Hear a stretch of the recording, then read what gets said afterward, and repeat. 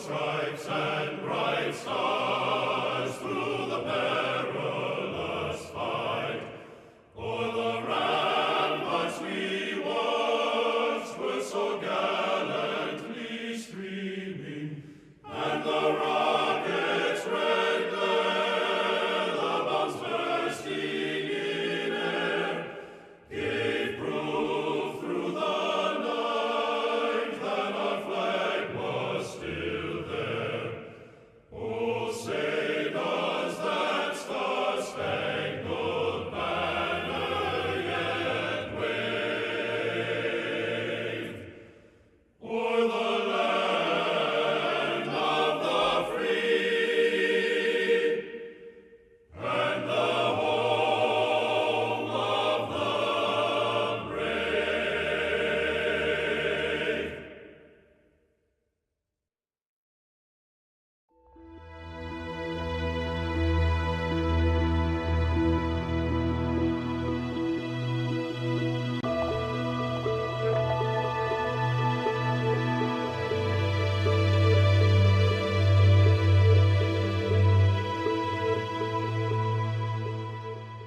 I was just thinking on the way down here, thank God we're not in the Carolinas this morning. We're lucky. We're lucky here. And now that we have flood control, we're almost in heaven. Today we're honored to have Tom Dougherty here, who's the head of the Allegheny Land Trust. And we've had his predecessors here before, and so Tom, we're anxious to hear what you have to say. Every member gets a bio of yours before this meeting, so if you don't get one, let me know, and because we have the ways of getting this out in email form before the meeting comes. So there's a little bit aware of what it is that you do. I wanted to also mention that the new schedule will be out next week. So that'll be for the next couple months till the end of the year. We have our speakers all chosen through the end of the year in the first couple weeks of January.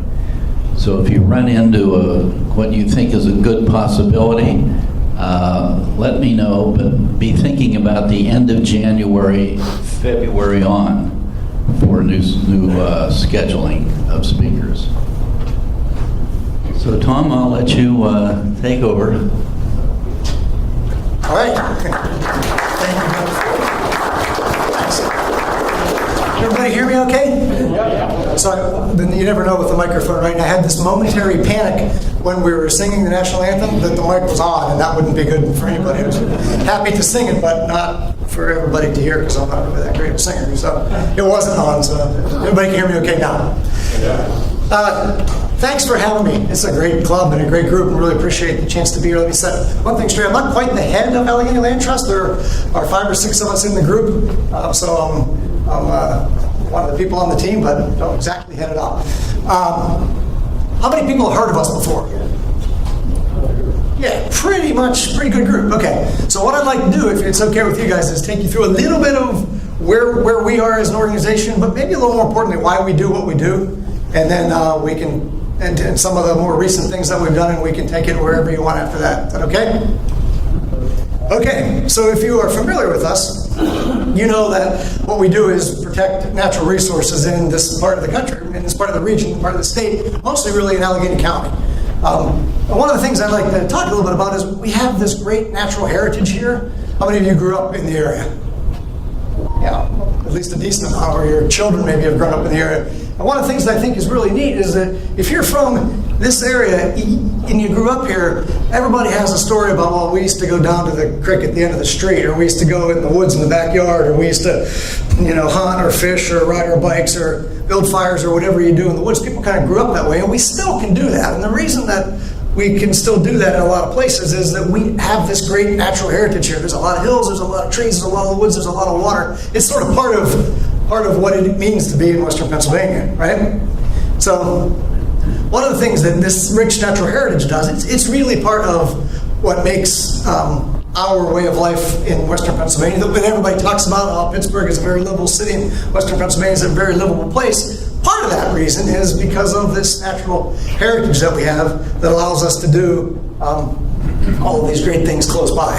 And like I said, I don't know about you, but that really was part of my growing up, is having the creek and having the woods nearby and being able to experience that. And a lot of things I've done as an adult have been a response, it has been part of being able to take advantage of a lot of those things. So, but we can't take that for granted, because you don't have to look very far back into our past, and as I'll show you, into our current, to realize that just because it's always been there and we've always been able to take advantage of these things, doesn't mean it'll always be there. This goes back only to 1910, so just a little over 100 years ago, this is what Mount Washington downtown looked like. That's a lot different than it looks today when you stand there downtown on top of Mount Washington and you see the green and the incline, and there's deer and coyotes and other things on Mount Washington. That was part of what the beautiful part of our city that people all around the world talk about. That was only 100 years ago, and that was just a result of how people at the time were treating, green space and treating the land. But that's not an old story, because that still happens today. I don't think anybody would permit it to happen on Mount Washington today, but it's happening in a lot of other places around the county in just the same kind of way. I'm sorry to you guys for keep getting your way though. You may recognize this one. This was a few years back on closed Route 60, and it's still kind of a blight today, because that was a spot where development should have never been considered. And let me mention that too. So Allegheny Land Trust, we're not opposed to economic development. We support it, but we need it to happen in certain places and maybe not in other places. So we'd like to foster responsible economic development. And so when you look at this or other places around here, this one, people may be familiar with that. You can see it if you step down to the river and look across the way. And in the news lately, all of these landslides and all of this flooding and all these things that are going on, well, that's partly responsible for how we treat our land and our green space. And it's partly, the part of the reason is that is not great planning around land use. So these are just a handful of examples that I picked off, but you can drive around anywhere in the area or walk around anywhere in the area and you can see this type of development that maybe shouldn't have happened or should have happened somewhere else. And an interesting thing about this is that if you've been here a long time, you know that since between 1960 and 2014, our population was in decline. Now, most of you probably know that recently it's leveled out, and in certain years it's ticking back up, so we have a stable population now. But between 1960 and 2014, the population of Allegheny County decreased by 25%. That's huge.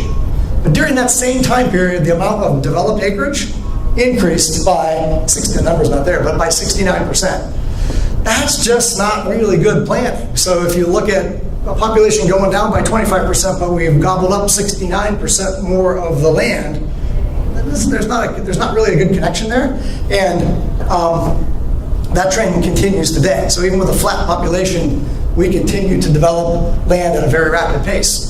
And what that means is it's sprawl. In a lot of cases, it's sprawl. And that development is coming from residential development, commercial development, industrial development, highways, energy development, a whole lot of different things. All of those things, okay, if planned correctly in the right place in the right time. But we need to protect, for a lot of reasons, the green space that we have.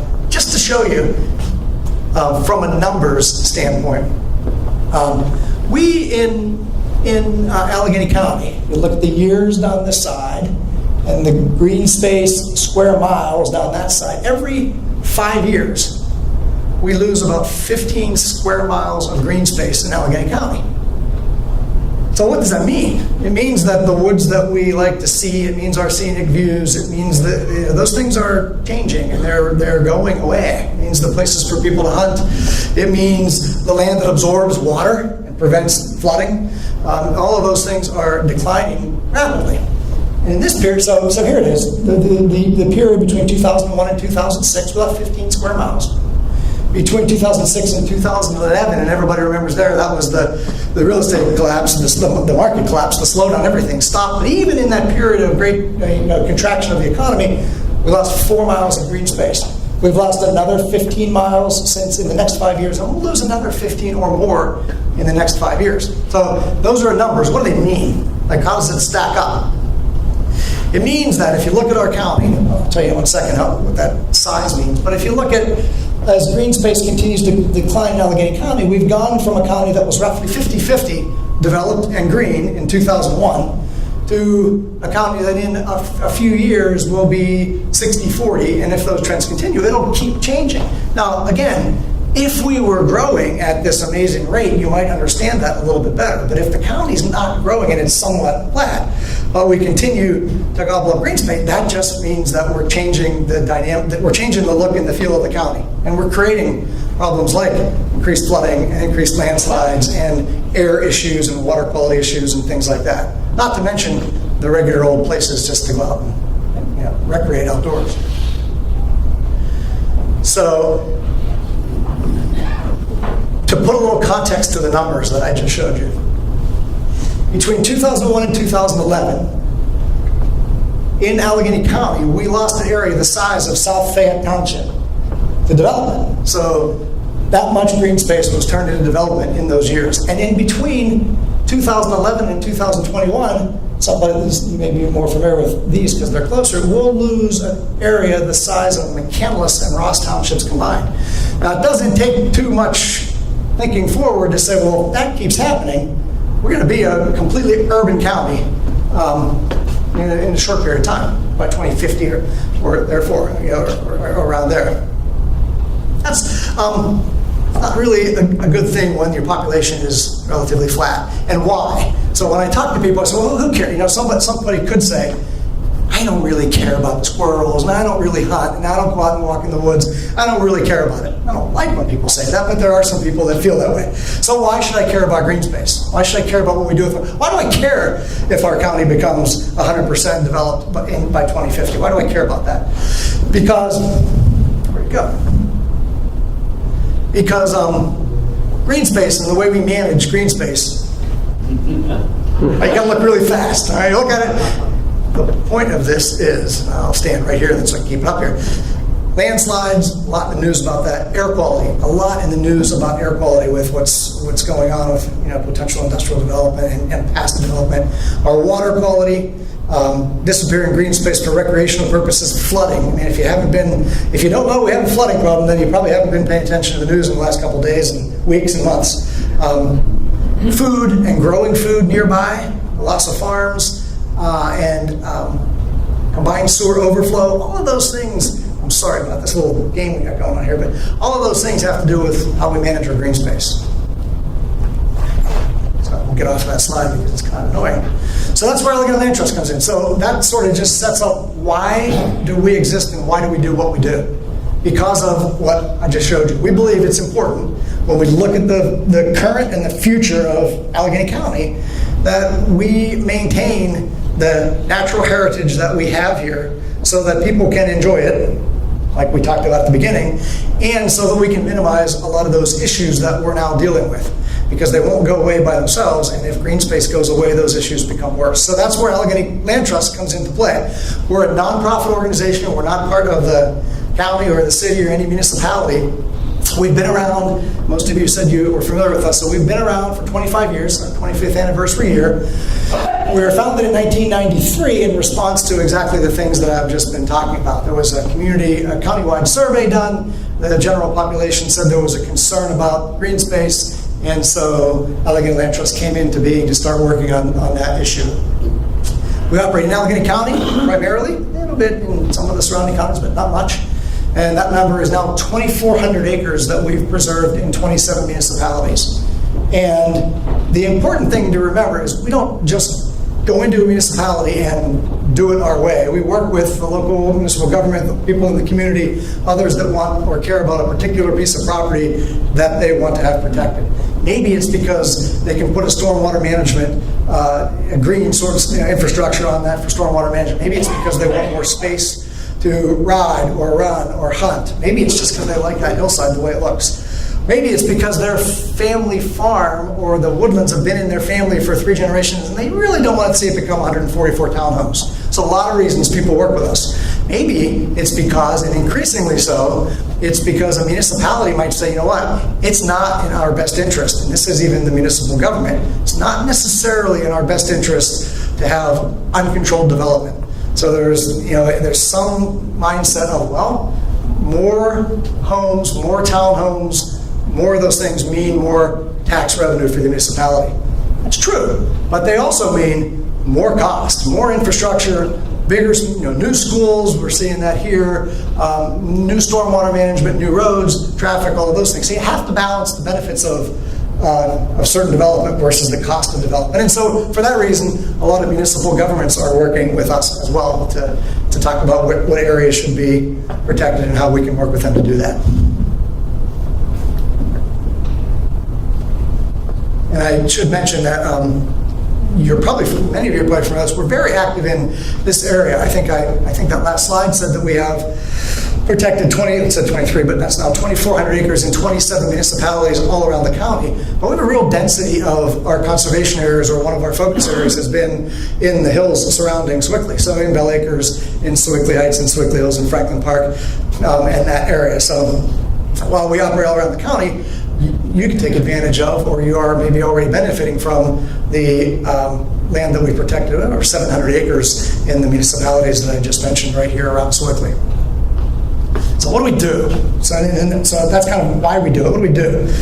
4 things. We protect land. So we identify and protect land that should be permanently green space, whether it's for woods or farming or some of those other reasons. But it will always be green space and never be developed. We, in most cases, own it. We work with the community to raise money to buy it. Foundations support us. The state sometimes supports our efforts on particular projects. But our main thing is we acquire property for green space protection for a lot of those reasons that I just mentioned.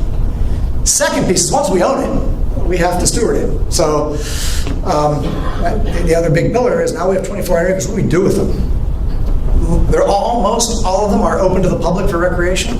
Some aren't suitable because there's not parking, or there's private, other reasons that we didn't do it. There might have been reasons that we protected it, but it's not open for public. But most of our areas are open for public recreation. And so we allow people to hunt, and we allow people to hike, and we allow people to butterfly and bird and run and do whatever else they like to do, depending upon the size and type of the property. So we can take care of that. So part of our other big pillar is taking care of the properties that we own, or stewarding the properties that we own. That takes time and money and attention and good planning and all those things. 700 volunteers, plus or minus, through the course of a year, help us do that. The other remaining 2 pillars are newer. So the first 2, Allegheny Land Trust has done those for 25 years. Most of the land conservation and stewardship work have been in suburban areas outside of the city. But when we start looking at it, when the city and the county and people start looking at some of those other things I talked about, flooding, clean water, clean air, close to home green space, there's a lot of this activity going on in the city too. So we've had the City Urban Redevelopment Authority, we've had the county, we've had other people come to us and say, well, you should be focusing some of this in the city, because green space is important in the urban core too. So we're working with a lot of community groups and some of those governments that I just mentioned to focus also on green space protection within the city of Pittsburgh and the closer urban suburbs. And then finally, education. Fourth leg of what we do is education. So environmental education. We have on staff 2 science certified, PA science certified science educators, and they teach programs to people as little as 3 years old to adults on things ranging from the importance of general environmental protection, but also to trees in your backyard, clean water. How do you test how do you test the water that may be flowing through your backyard? Is that good?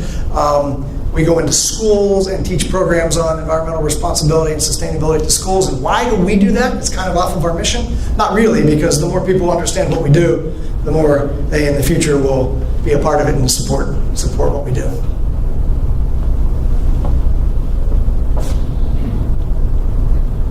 So I gotta update my slide. So it's now 2,400 acres protected and counted. I'll just look real quickly at each one of those 4 things that we do. How do we do it? So people wonder oftentimes, okay, so you protect land, you do it. We buy it and own it in some cases. Sometimes that's at market price. Sometimes we really think a piece of property is important to protect.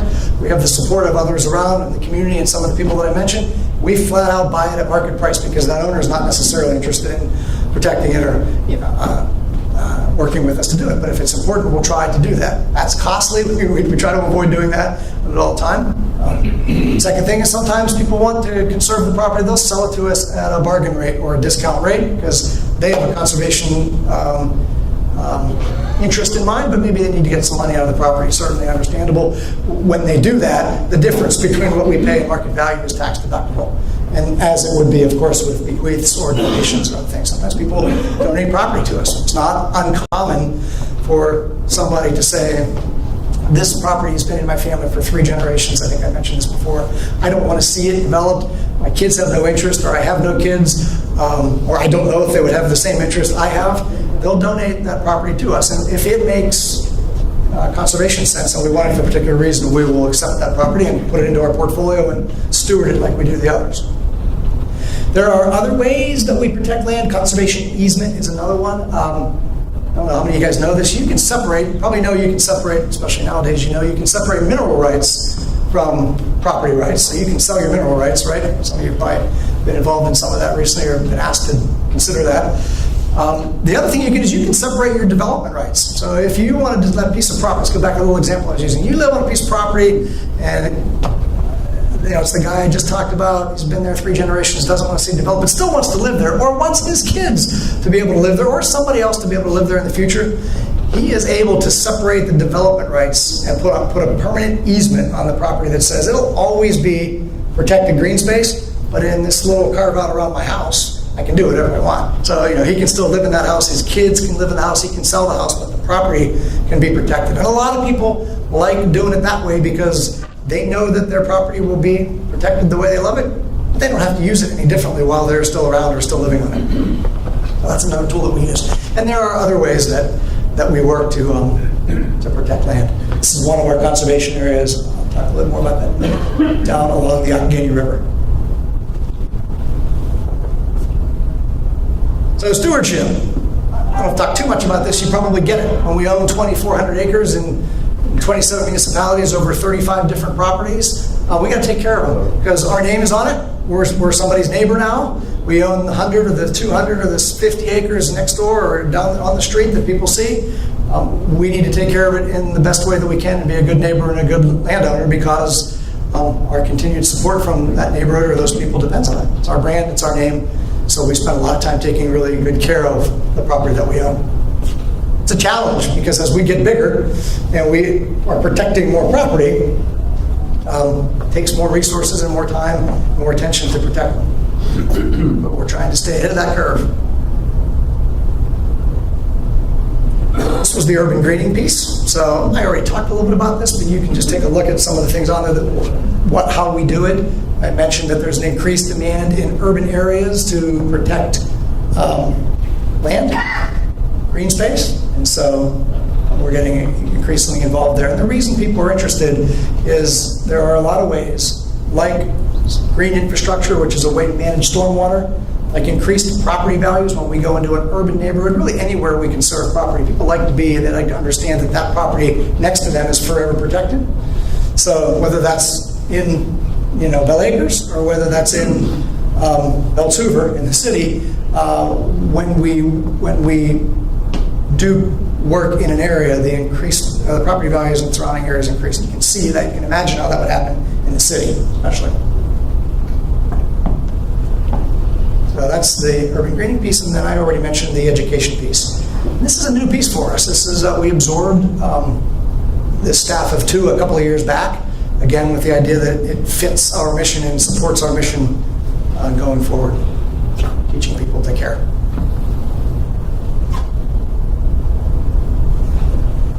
So, usually at about this point in the discussion, I get the question, well, who pays for all this? Where does this all come from? And that's why I stuck this slide in there. our money, so here are all the people that we work with, and I already mentioned this: individuals, foundations, other nonprofit organizations, state and municipal governments, community groups, and businesses. With that cycle of people that are our friends and supporters, that's how we get done what we do. But again, the question then comes, okay, but really tell me where your money comes from. What you guys do must cost a lot of money, and it does. We think so anyways. So the easiest way to look at our funding stream is that there's four legs to it. One is individual members and donors. Some of you in this room are members of Allegheny Land Trust, and thank you for that and for your support and your donations over the years. We've had some people that have been with us donating money to us because they believe in what we do for 25 years. Some people are new, some people come and go, but we try to maintain a good, robust individual donor base. And it's really important because some of the other things, when we're buying a piece of property or we're doing a particular stewardship activity, a lot of that money is earmarked for those programs. But as you guys know, keeping an organization going requires operating funds. So individual donations a lot of times help. Anyways, individual supporters, foundations. A lot of the foundation community in Western Pennsylvania, and we're really fortunate to have a great and supportive foundation community here for a lot of projects that go on. And some of you are probably aware, many not. A lot of things that happen in this county and this region. Especially when we went through those terrible economic times in the 80s and 90s, a lot of things stayed afloat because of our foundation community. And so everybody, all residents are lucky to have that. We as Allegheny Land Trust are lucky that some of those support the kind of conservation work that we do, and that's our second pillar of support. Third is businesses. So we seek and get business sponsorships, businesses who believe what we do or want our members to know that they support us. We'll support either our projects or become general sponsors. And then the fourth leg is state and municipal governments. It's mostly the state. They don't support us on a regular basis. We're not an agency of the state. But if we do a conservation project that they feel fits the guidelines of the projects that they want to do, the Department of Conservation and Natural Resources or Department of Environmental Protection, we can apply to them for reimbursement grants, 50-50 or one-to-one match. So not all of our projects are a match. We're not successful in every case, but reimbursing state grants do help us, and that's the fourth leg of our funding. Okay? So, where are we? So some people say, I never heard of you guys. Most of you have heard of us because you're here and we have a lot of activity nearby. But we now have a conservation area or property that we've conserved within 12 miles of every resident of Allegheny County. And that shapes up like this. So you recognize the map. You can put quickly on the map right up there. You see where downtown is and you can kind of get your bearings. This is all the other protected land that's in Allegheny County. County parks and municipal parks primarily. State game lands up in Marshall is on there as well. These are the trails. We have a great trail network here that has developed over the last 20 years, in Allegheny County.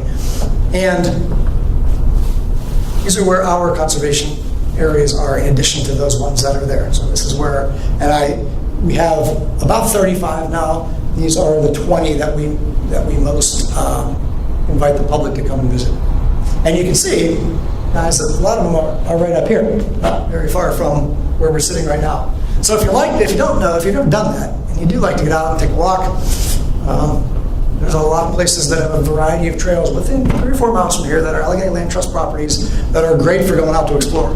Some are difficult, some are easy, but I would suggest, and probably the easiest one to go check out is number 6, Audubon Greenway. It's right off of McGee Road. It's a nice parking area there. The trail goes down through the meadow. You can make it a hard hike, an easy hike, but you can go up there and check out the kind of work that we're doing if you're interested. And if you can't get out and show you, I'll give you a feel of, I just selected 5 here that give you an idea, the sort of different idea, different parts of the county and different types of properties, but to give you an idea of the kind of things that we have. I'll take a quick little tour of each one of them. So Dead Man's Hollow. Dead Man's Hollow is 450 acres. It's our largest conservation area. That's a pretty big piece of land. If you think of 450 acres, that's about the size of, say, a Frick Park in the city, if you know how big Frick Park is, or so it's a large conservation area. About 8 miles of trails there. And it's very great bird habitat, so a lot of people come from all over the state to check that out. It was an old industrial site. It's right on the Great Allegheny Passage bike trail, the bike trail that goes from Pittsburgh to Washington, D.C.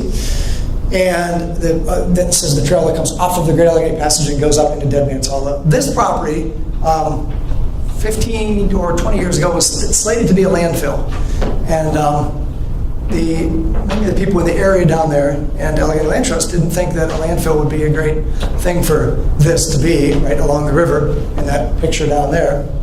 And so that's why we kind of went into action and acquired this piece of land. And now, like I said, it's really popular for, one, it's not landfill, which is great for the community around it. And it's really popular for hunting and biking, hiking, and a lot of other outdoor pursuits. The other reason we like this one is because right across the river is McKeesport in Boston. When we talk about, Boston's upriver, McKeesport's across the river, but when we talk about people who maybe weren't as lucky as some others to be able to have that kind of green space near them, to have a place to get out and get away from, from the city or from an urban area. This one's kind of neat because it's close. It's right across the bridge. So now we're going to go all the way up to the other side of the county, up this way to Lynbrook Woodlands. And Lynbrook is in Franklin Park. Anybody familiar with the Lynbrook Park or Lynbrook Woodlands? Yeah. So here's the story on that one. This one was acquired by Allegheny Land Trust in 2015. So it's one of our newer areas. So Lynbrook Park is a Franklin Park municipal park, small park, fairly typical. It's a nice little municipal park, but it has a soccer field and a baseball field and a little pavilion and a couple little pavilions, and that's their park. Well, right adjacent to Lynbrook Park and up on the top part of the park was this piece of property that was slated for development to become 144 townhomes adjacent to the park and right down onto Big Swickley Creek. So you guys, most of some are quite familiar with Big Swickley Creek. Great thing to have in our area, by the way. That's an awesome creek for a lot of reasons.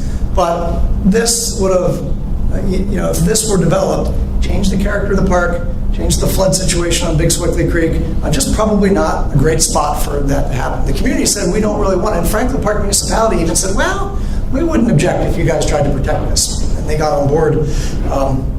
So we raised money, we got a lot of support, and we protected that 178 acres, and now it's up there adjacent to Lynbrook Park. And one of you can go and walk on it, or hike on it, or bike on it, or hunt, and it protects that watershed down into Big Swickley Creek, which, when we talk about how all this is connected, the less development you have along Big Swickley Creek, the less flooding you have in Leedsdale and Bell Acres downstream. So that's part of what we do, and that kind of brings it closer in. A lot of the work that we're doing in Little and Big Swickley Creek watersheds, even if you'll never get out there and walk, but you live downstream of that, it makes a difference. And you only have to look at what happened in Bridgeville earlier this summer, when all of the land that's developed on McLaughlin Run, we got one of these rains that are becoming more frequent, flooded Bridgeville, killed a woman from Upper St. Clair, and that was, we're getting these flash floods. Protection of land around Big Swickley Creek and Little Swickley Creek helps to prevent that from happening in Leedsdale and Bell Acres and other places downstream here. So that's one of the reasons that's another thing that Lynbrook is good for. Lots of people use it, school groups use it. We take the education groups out onto our conservation areas to help them learn about these things firsthand. And now we're going to go to the other side of the county. We'll go south to Upper St. Clair and South Fayette. This was 87 acres of a floodplain along Chartiers Creek. Its history was it was a forested floodplain, of which we had a lot of those before any development, before anybody came to this part of the world. And then when settlers came, understandably so, the first part, they were all farmers, right? The first part they developed was the floodplains, because ample water, flat, we don't have a lot of flat land, flat, and really good soil, because every time it floods, it replenishes that soil. So this was cleared, the forest was cleared, it became a farm. It was a farm for 50 or 75 years. And then coal was discovered. So the whole area is undermined from there into the surrounding hills with deep, underground deep coal mining. And then when that sort of ran out, they stripped the area to get the last pieces of coal that were closest to the edge of the hill because it wasn't deep enough to support the roof above. So this became a strip mine. And then it was partially restored. It became a golf course, a swim club, and several other things before Allegheny Land Trust bought it in 1998, I believe, 88 or 99, doesn't matter, but bought it to restore it back to a wetland. And the reason, again, that's important, it's twofold. One is that now when it rains, I was just down there on Monday night after our weekends of rains, the whole area, the entire area was completely full of water. It'll hold that water. It'll hold that water for days or weeks and slowly release it back into the creek. That helps to do. It's a big sponge. It helps to keep that water. If this were developed and this weren't there, that water would be right in the creek and the flooding downstream would be worse. The other thing that's happened, though, because it's a really cool spot, is that people love it for walking dogs and for bird watching. Audubon Society said it's the best place in the county for bird watching. Hundreds of people use it every day to take their dogs for a walk. Our education team takes children down to do work in the water and in the fields. But the other piece is that this piece of property, as I mentioned, is adjacent to a coal mine. So 1,400 gallons of water a minute comes out of that coal mine. And this is another regional problem that we have. You guys are probably aware of it.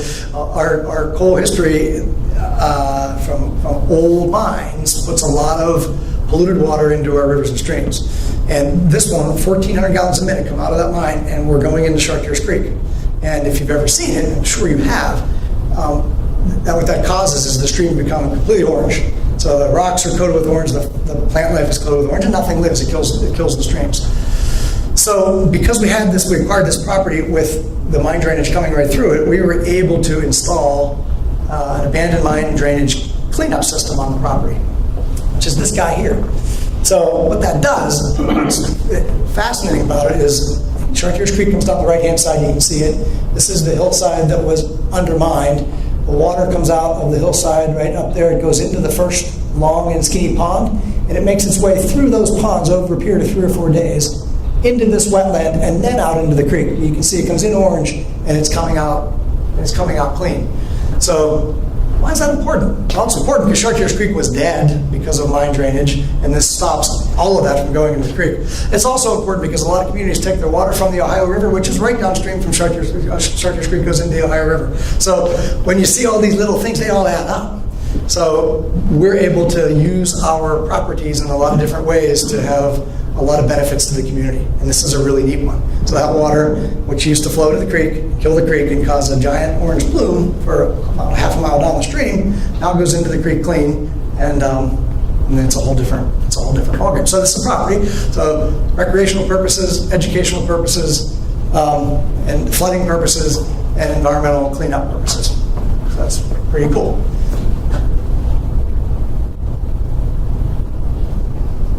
So again, to give you an example of diversity of our property, Sycamore Island, 14 acres on the Allegheny River, accessible only by boat. And what's really cool about this is that you're just between Blawnox and Verona on the Allegheny River, if you're familiar with that part of the city. Jump on a canoe and you paddle out there and you walk on that island, and you could be anywhere. So we allow people to go out there and camp if they let us know they're doing it. A lot of people fish out there, but the important thing is before we acquired it, it was slated to potentially be gravelled, and that was tabled. But when we talk about stewardship, this is a big stewardship project of ours because you know what Japanese knotweed is? Anyways, you know what it is? It's horrible. Oh, it's horrible. It's an invasive species and it's horrible. And so most people, if you're not familiar with it, you've seen it, you're familiar with it. If you're not familiar with it, people say, oh, invasive species, who really cares?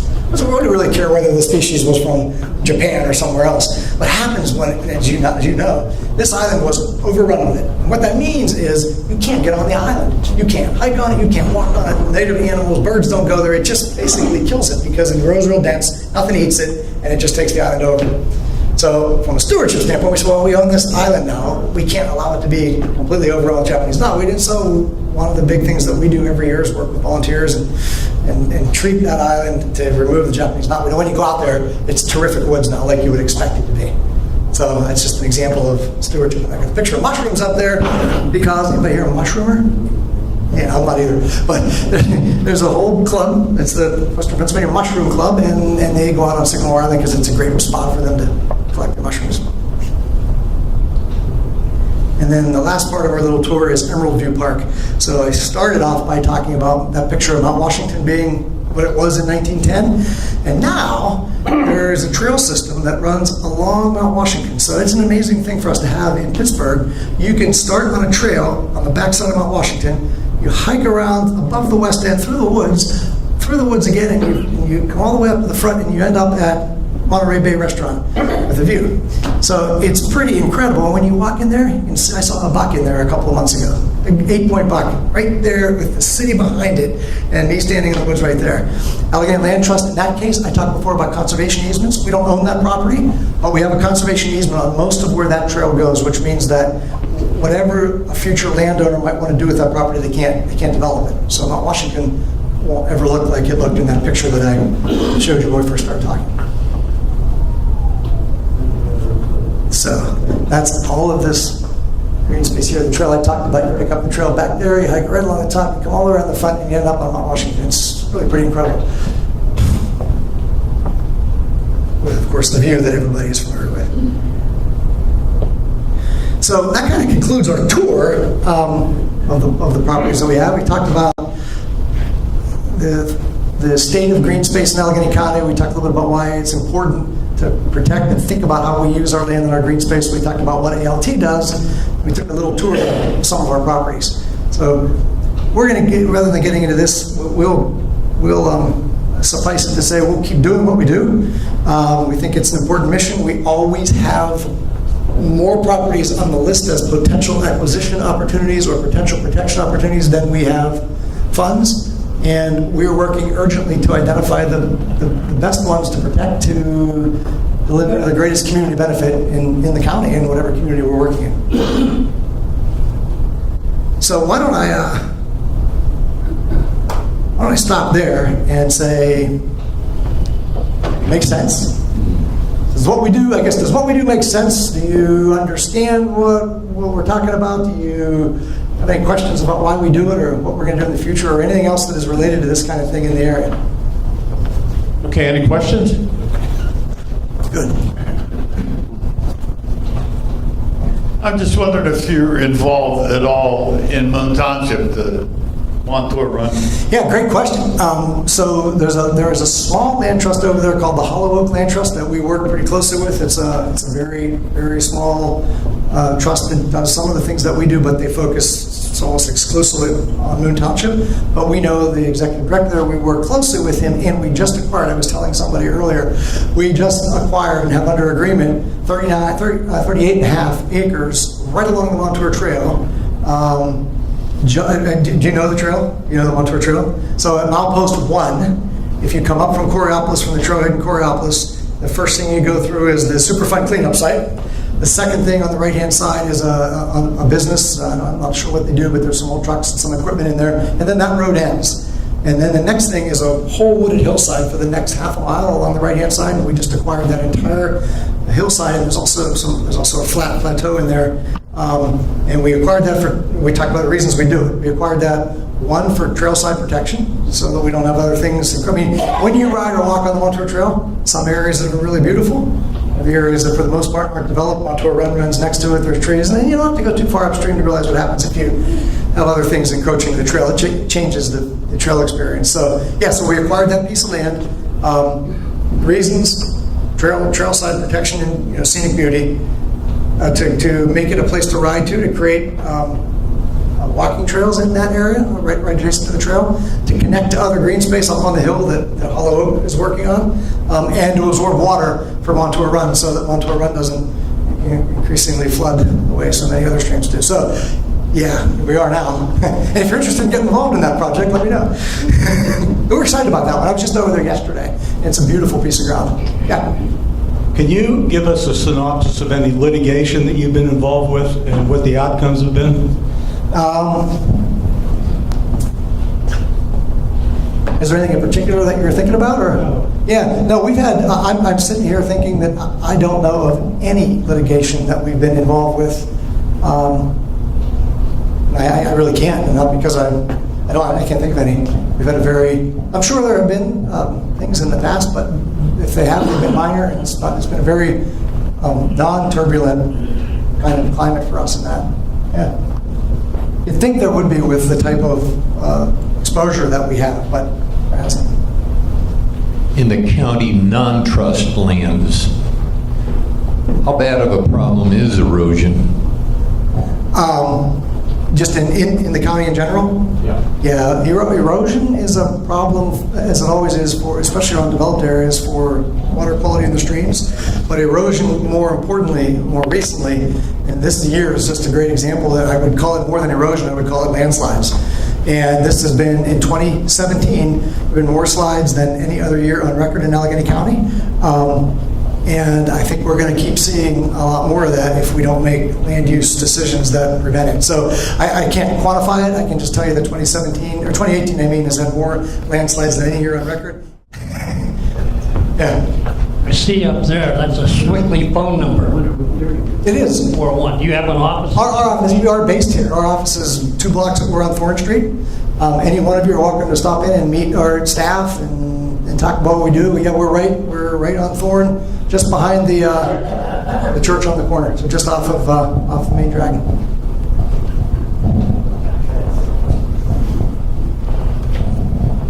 Could you tell me, what about Highland Country Club up here in Ross, Westview area?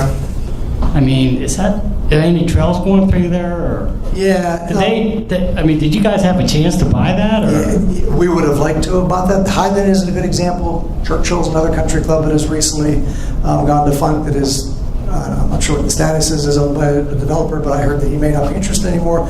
I don't. We weren't actively involved in the discussions around Highland. I think that happened before we were aware, before we can get involved.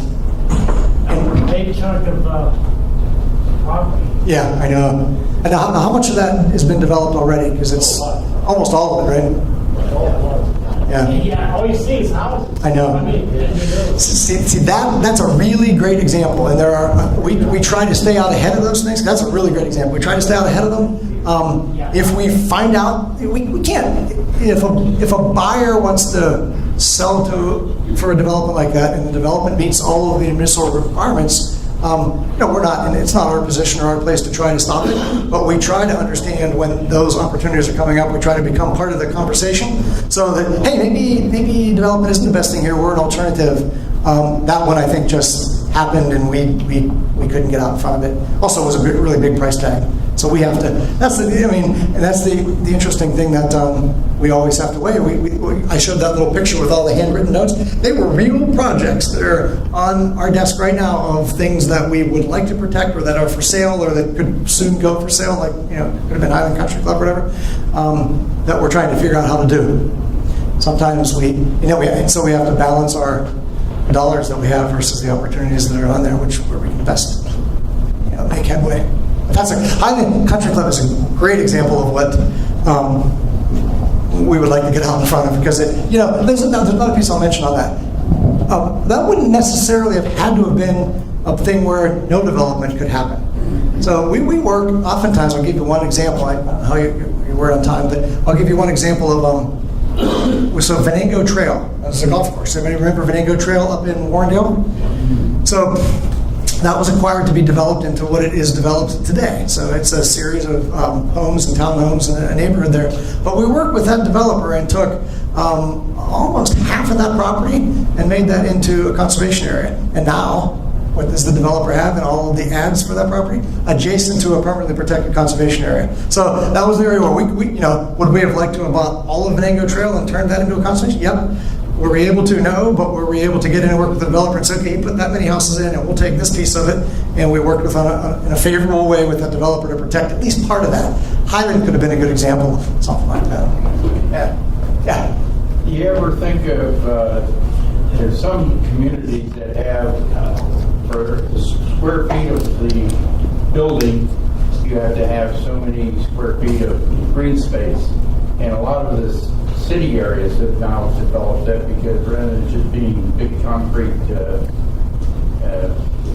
developing, is there anything where you can sort of get this across to communities? Yeah, that's a really interesting point, because we really, I sort of, there was a bullet point up there that I kind of glossed over because I didn't want to get into some detail on that, but One of the things I think we can do more of is community and municipal advocacy, and that's two different things. So we really think there are some municipalities who don't have the resources to update their zoning codes, who don't, I mean, we have 132 municipalities in Allegheny County. Some have a professional planner, some have, a good system of government and the funds to do those things, some don't. And we really think that there's an opportunity for us to work with some of those municipalities to either change the way they think about it or help the way they think about it to do just that, update their zoning codes and make some differences that might help conserve land and stop the issues that not conserving land causes. So that's a really good suggestion. We want to do a lot more of that, because I think as land gets more expensive and our resources, continue to be stretched,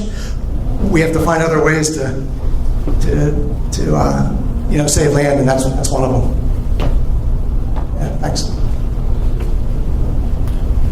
Yeah. Well, you were just talking about government. I mean, one thing is that I think finally we are getting a county government that pays more attention to what the general conservation and the more development and things like that. Do you coordinate with the county government as far as large land tracts that may or may not be we do suitable for building and stuff? We do. We work. I guess I would say pretty closely with several people in the county executive's office and in the planning office and even in parks. And it takes a lot of. We don't have a formal arrangement with them, but it takes a lot of different arrangements. So sometimes there may be a piece of property that they think is important to protect to add onto a county park, but they don't have. It's not in their budget this year, or they don't think. There may be other reasons that they can't act on it. So they may call us and say, well, "Would you be interested in it? Helping us?" We buy it, they help fund it. There's a lot of different ways that can take. But I agree with you that the county government is, I think in part, because of all of these other issues that I talked about, I think there's a growing recognition that the way you manage land impacts a lot of those things, and the county is, I think, increasingly looking at that. So I think we could have a better relationship with them, but everything we do has been, deeper. But we work with, I could name probably 4 or 5 people in either County Executive Fitzgerald's office or the planning department and the parks department that we work together with. Yeah, I think we'll see more. I think we'll see more of that because of what you said. I think they're more of an interest in proactively protecting land, and they're going to need some help to do it.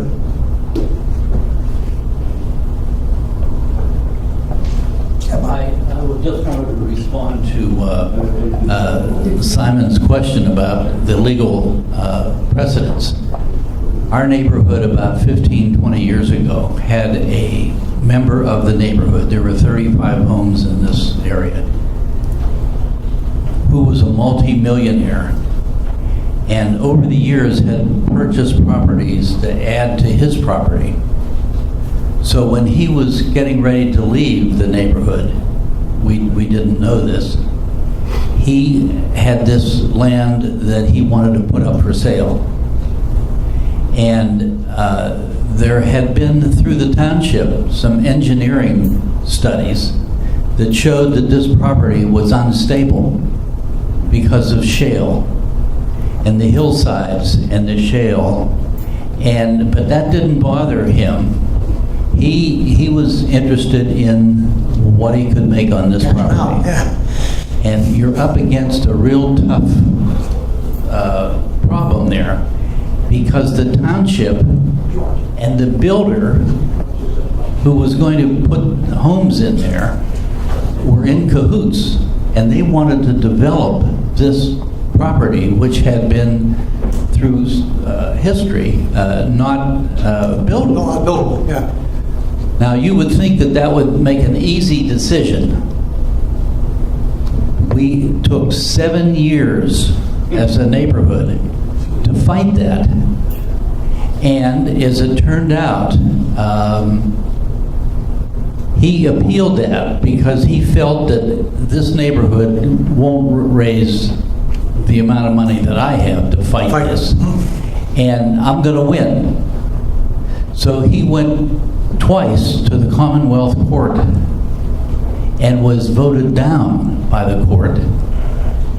But that requires money. And at the end of all this, we had a bill of about $175,000 in legal fees over 7 years. And out of 35 homes, when it got down to, can you write me a check next week? We weren't looking at any money. So we had about 5 people in that neighborhood who were willing to stand up and battle this person in court, because it came down to court for this land. And it was a very interesting dilemma. But the 5 people stuck together. The multimillionaire didn't give up. He kept appealing. He thought, well, I'm going to appeal another time, and it's going to cost this neighborhood. Yeah. We're going to wear you down. So that's one of the things that you get involved with. Did he wear you down? Yeah, what happened? What is it now? What was the result? As it turned out, these 4 or 5 families, we put in about $7,500 over the years, just as an example. But these families stuck together, and we battled him in the court. You have to go to the court system.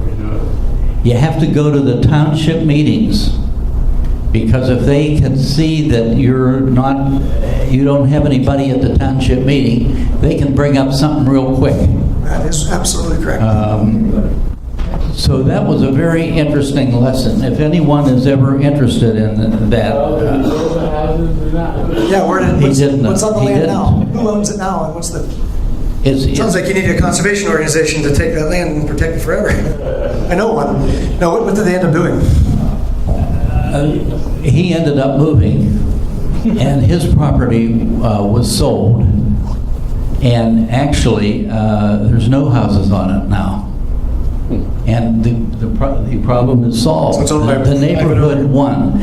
But it takes a lot of perseverance.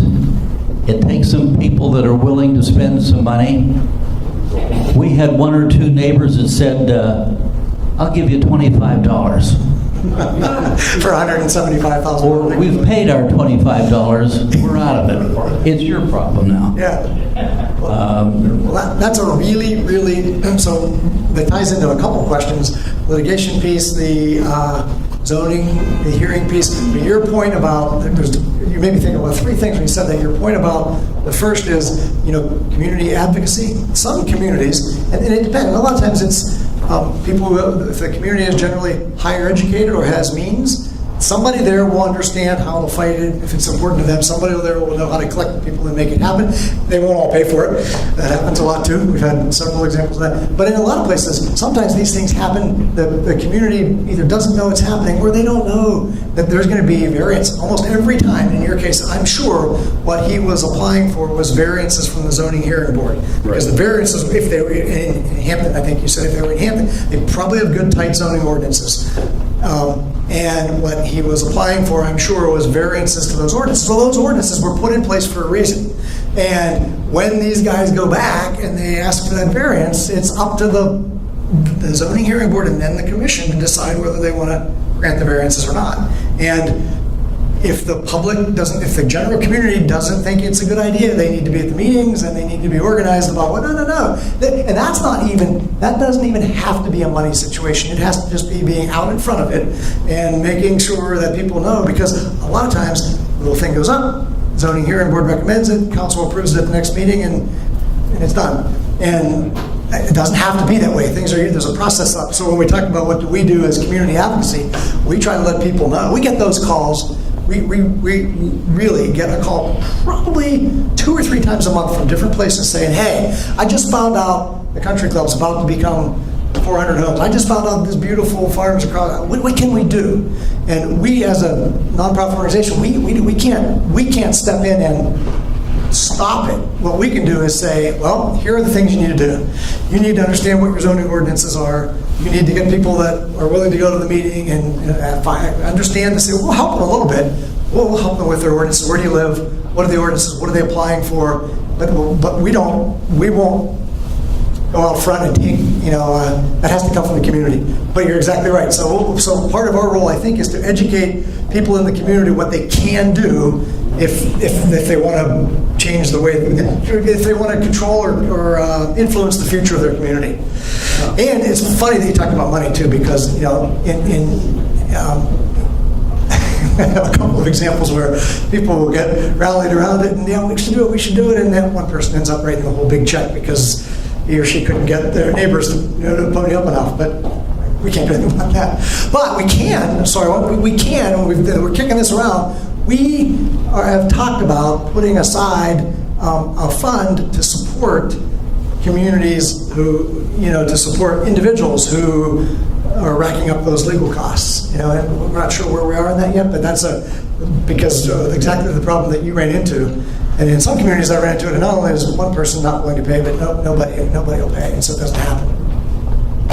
But it's an interesting story, and we should talk more about that, because maybe that property comes for sale again, and you could fight. You or a future person could fight that fight again and again if you. A couple times we had maybe 8 or 9 attorneys at the meeting. Well, you have to have a court stenographer there, because those meetings are just hearsay. If there's no one from the court taking notes, what you've decided is just hearsay. So we had to have court people taking notes at the township meetings that verified what was being discussed.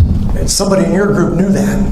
Well, we found that out. Yeah. The trouble is, you find out sometimes too late. That's right. Yep. Or you go into a township meeting and you find it a month ago that was already decided. Right. That is true. That's why I really think, to his earlier question, I think this community advocacy piece that we are starting to get into is really important. It's just educating what you can do, educating people what they can do.